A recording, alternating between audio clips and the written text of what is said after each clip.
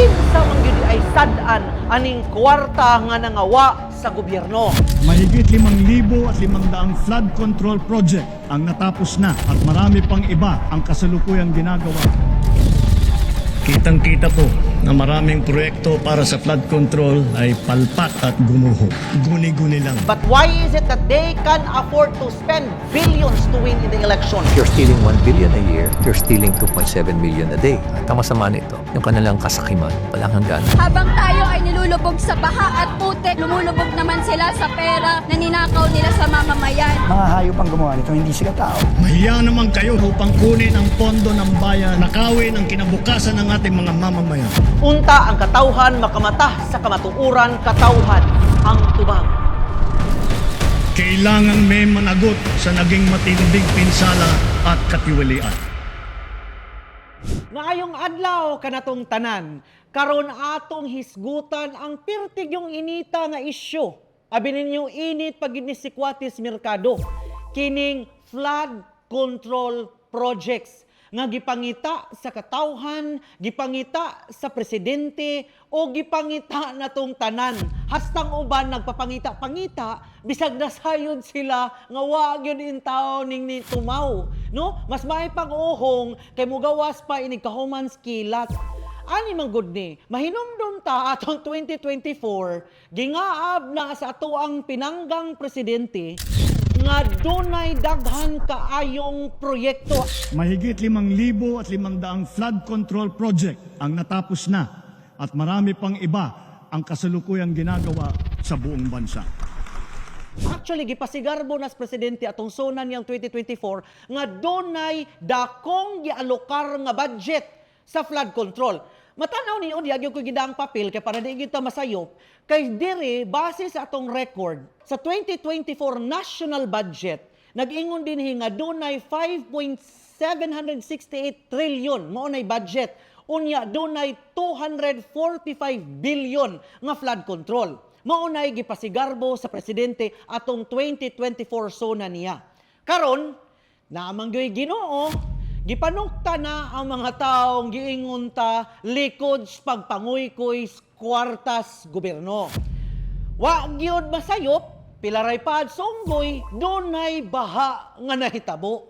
Nga nganong ning lutaw naman ang atong nasod or dunay mga syudad nga nang lutaw. Didto nasuta og nangita ang katawhan, hain ang gipasundayag o gingaab sa presidente nga flood control. Sa naging epekto ng habagat ng bagyong Krising, Dante at Emong, kitang-kita ko na maraming proyekto para sa flood control ay palpak at gumuho. Guni-guni lang. Kailangan may managot sa naging matinding pinsala at katiwalian. So papangita las mga tao, nakurat po ng presidente, basin ang presidente ba nagtuog yun siya, kay siya may nagpirmas budget, nga daghan man kuy gipagawas ng mga proyekto, nganong naingon ani man ang sitwasyon. Hain ang akong gialokar nga budget sa flood control. Mahiya naman kayo sa mga kabahayan nating naanod o nalubog sa mga pagbaha. Mahiya naman kayo, lalo sa mga anak natin na magmamana sa mga utang. Nagkagubot, gihimuan og investigasyon sa Senate of the Philippines sa Blue Ribbon Committee nga gipangunahan ni Senator Rodante Marcoleta. Ilang project ang na-execute mo na? Marami na eh. O kanina sinabi mo, hindi ka pa nakapag-umpisa eh. Meron akong hawak na martilyo rito, sinasabi ko sa'yo. Gumikan sa investigasyon ni Marcoleta nga wag gyud gipalusot, tanan gipatawag didto nagkagubot na. Do you have any ghost project in any of the areas here in the Philippines? I invoke my right of self-incrimination in your honor. Wow. Can you repeat your answer, Mr. Arevalo? Ang payo ng aking mga abogado ay huwag magsalita sa panahon na ito dahil anumang pahayag ko sa pagsisiyasat. Ang pangutana karon, kinsa man gyud ay sad-an aning kwarta nga nangawa sa gobyerno. Sa investigasyon, pangutan-on nimong kontraktor, mangambot. Pangutan-on nimo ang DPWH, mangambot. Pangutan-on nimo ang mga politiko, nangambot. Nagtudtod na gyud sila og kinsa gyud makasasa ni ining tulo. No? Kisa may pangutan na to, ang babas buaya o kinsa gyud nakuha ning budgeta, gumikan kay makalilisang ang gialokar nga budget sa gobyerno nga diin nganong ingon ani gihapon ang sitwasyon sa atong nasod. And some of them are stealing 1 billion a year, more than. And if you're stealing 1 billion a year, you're stealing 2.7 million a day. At ang masama nito, yung kanilang kasakiman, walang hangganan. Philippine Public Works Secretary Vince Dizon fires a suspended district engineer after discovering yet another ghost flood control project in Bulacan. Mga hayop ang gumawa nito, hindi sila tao. And believe me, itong mga hayop na to, mga kumukulang yan. Habang tayo ay nilulubog sa baha at putik, lumulubog naman sila sa pera na ninakaw nila sa mamamayan. Kaliwat ka ng bakasyon sa Europa at iba't ibang bansa at luxury shopping spree na umaabot sa milyon-milyong piso. Ganyan ang buhay ng ilang anak at kaanak ng contractors ng flood control projects. Ang marangyang pamumuhay nila habang ang maraming Pilipino paulit-ulit nalulubog sa baha. Og ako'y kontraktor, akong ingaab og kinsay likod ana, oy manghunaw na lang kudaan pero mao pod lagi og ilang ingaabangan sa nagpalikod sa pagpanguy-kuy sa gobyerno, tingalig pasahero ka pa pagpaingon dito sa Senado, paggawas nimo kargamento ka na, putdan ka nang oo.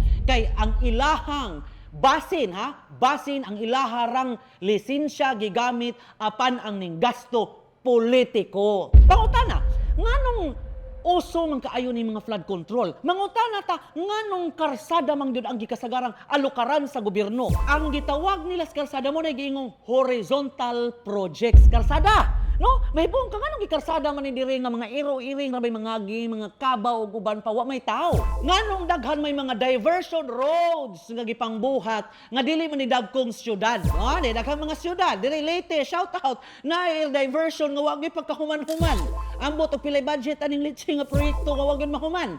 Karon gisugdan naghimo kay nagkagubot ka, gisugdan ng trabaho ambot pilay budget ana na nganong diversion roads man, nganong karsada man, tubag naa dinha ang dakong kwarta, naa dinha ang dakong kickback.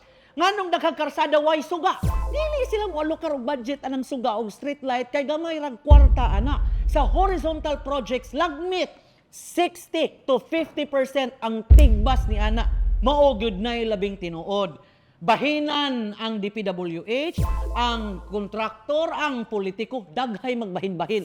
Maunang ang atong mga proyekto, ang gihimo sa gobyerno, daling mga guba.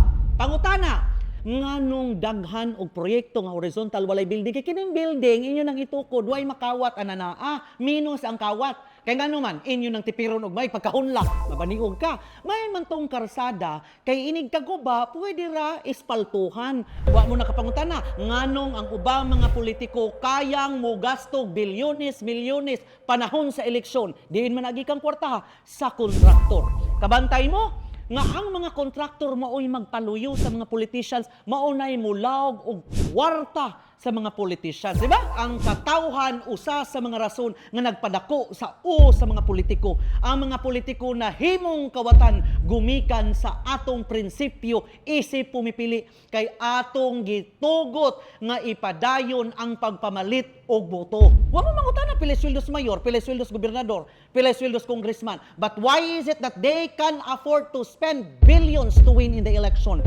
Ang kwarta nga ilang gipanghatag, kwarta kanas katawhan. Mauna-unta nga kanunay nang isilsil sa alimpatakan sa katawhan nga kanang kwarta ato kana og dili kana ila. Maunang mupili gyud ta og kinsay angayan kay kitay nagsugo nila nga mahimo silang kawatan kay di ta mamutar og walay kwarta. Kung ako ang nagda sa rendas panggamhanan, ngano kaha og dili nato sangpiton ang mga dato nga mga negosyante? Pareha nang gibuhat karon ni Ramon Ang nga ni-coordinate siya sa mga politicians, usa na dinha ang Laguna. Nakikita siya nga iyang tabangan pagsulbad sa baha sa Laguna at zero cost. Kaning uban, kusog ramang kuning mga komentaryo, pero why natabang lami gyud kay ni hapak ning papel sa kung atubangan. Nga mao ginunta na angay buhaton sa gobyerno, mga liupo ta, muhangyo ta, muduol og musangpita sa mga dato nga mga negosyante atong tabangan ang atong nasod. Di nga nang may ipugos mong gyud nilang mo gasto og dagko. Kay di man sila kakawat og naay mga negosyante mutabang. Luoy po ni usahay ni mga negosyante sa atong nasod. Kay mawadaan na sad og gana nga maningkamot para silang negosyo. Kaya kanay pong ubang mga politiko ila pong hukhukan himuan po nilang milking cow. Kini pong ubang mga politiko nga di mahatag ilang gusto, initan po ang ubang mga negosyante. Imbis kani mga negosyante unta atong ampingan, atong panggaon, atong paningkamutang tabangan para doon na pa sila'y ma-generate nga daghang kwarta, daghang buwis, pagtabang sa makaluluoy na tong nasod. Ngay ramon ang mutabang, inyong initan, istoryahan ninyo di maayo. Kaya kung naay mo donar, ang mga private sector mo gasto, wa na sila'y makurap, di ba? Ingon ana kaway klaro ang uban nga nagda sa rendas panggamhanan. Mao ning wa gyud tay kapaingnan. Unta ang katawhan makamata sa kamatuoran ug dili na ta magpahibong-hibong. Katawhan ang tubag naa sa atong tagsa-tagsa kakaugalingon. Daghang salamat ug maayong adlaw kanatong tanan ug mabuhi ang Pilipinas.